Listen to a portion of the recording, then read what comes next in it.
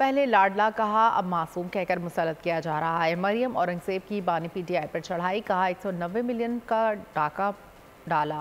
ریاست پر چڑھائی کی لیگی رہنما ملک احمد خان کہتے ہیں سائفر کو بنیاد بنا کر ماضی کی حکومت نے سیاست کی۔ محسن شاہ نواز رانجھا بولے سرٹیفائیڈ چور کو معصوم کہنا سمجھ سے بالاتر ہے۔ پہلے لاڈلا کر کے 2018 میں آر ٹی ایس کو بٹھا کر مسلط کیا گیا، اب معصوم کہہ کے مسلط کیا جا رہا ہے۔ آپ نے ملک کی خزانے کی سب سے بڑا ڈاکہ ڈالا 190 ملین کا، آپ کو جواب دینا پڑے گا۔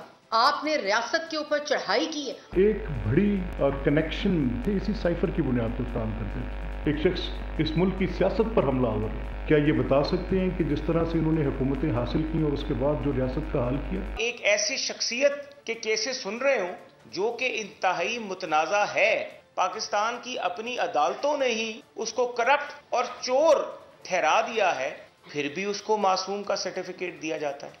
ہماری سمجھ سے یہ بالاتر بات ہے۔ میں سمجھتا ہوں کہ یہ سائفر پورا ایک بہت بڑا ڈرامہ تھا، قوم کو گمراہ کیا گیا، قوم کی آنکھوں میں دھول جھونکی گئی صرف اپنی ذاتی مقاصد کے لیے۔ اس نے پاکستان کے سیاسی ماحول میں ایک زہر گھول دیا ہے۔ جو کچھ اس نے کیا ہے، اگر اس نے جرم کیا ہے پاکستان کے قانون کے مطابق، اگر وہ جرم ہے تو صرف اس بنیاد پر اس کو نہیں چھوڑا جا سکتا کہ وہ پی ٹی آئی کا جو ہے وہ لیڈر ہے۔